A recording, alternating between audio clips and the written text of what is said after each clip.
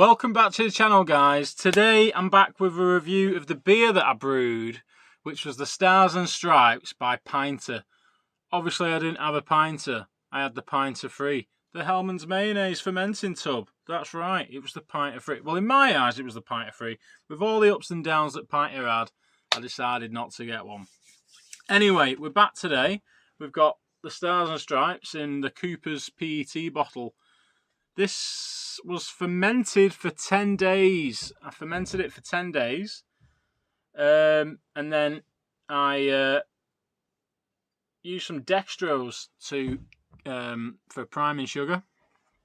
And I primed all the bottles with the dextrose in a little solution. Mixed it all up.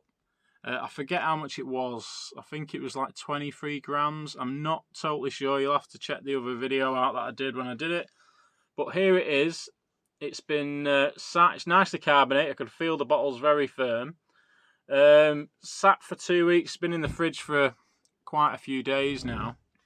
So yeah, without further ado, let's get into it. Little bit of a hiss there. Probably not overly carbonated. Bottle aroma. Not getting much, so let's go straight in there with a pour. We're using the old Camden Town Brewery glass today. Well, it's quite dark. Probably going to have to create a bit of a head there myself. If I can. There we go. Right. Oh, overflow. Oh!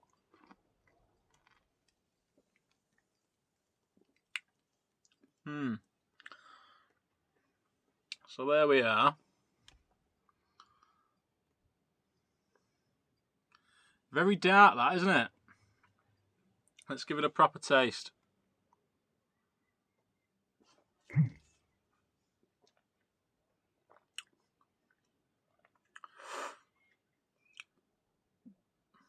Slightly carbonated. Probably would have opted, if I could, to put a bit more in there.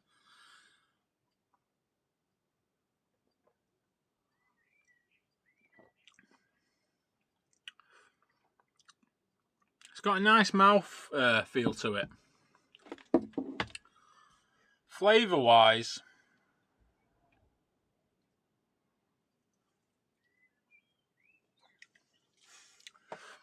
it's a little bit floral. It's malty.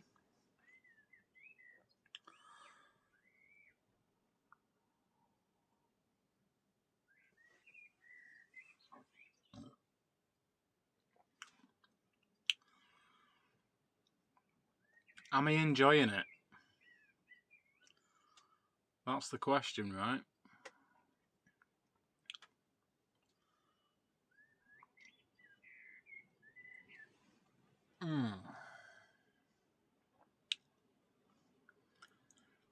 Yes and no. I'm enjoying it because I made it. I'm not enjoying it so much because it's really giving you that. When I first started brewing beer, this is what it tasted like. Sorry, I've got a bit of a burp coming here. This, you know, it's homebrew. And I wasn't expecting amazing results by it. But after brewing some really good beer all those years ago, and then jumping back in with something like this, I don't know what I was expecting, but I shouldn't have expected great things, should I? For a kit that's been put together for 80 quid, 100 quid, and you put a bit of work in, shake it up, put some stuff in, I shouldn't have been expecting amazing things, should I? But why was I?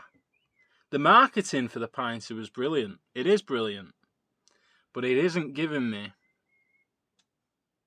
in my hand, what I was expecting. Or was I? Right, guys.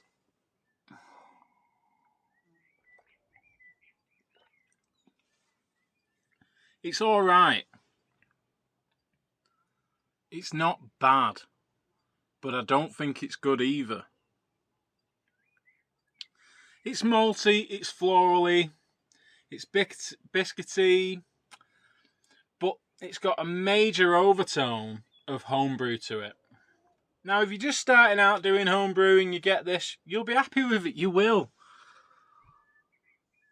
But it's just not cutting the mark for me. I wouldn't do it again. In actual fact, if the Four Sagens that's bottled doesn't beat this, I certainly don't think, well, I know for a fact I won't be doing these again. Which is a shame. I was expecting a bit more from it.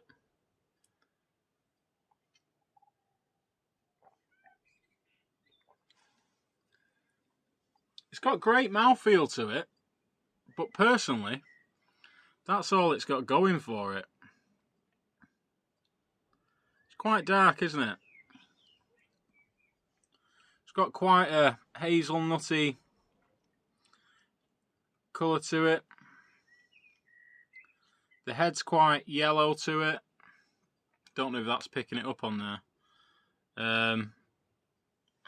Yeah, I'm not overly impressed.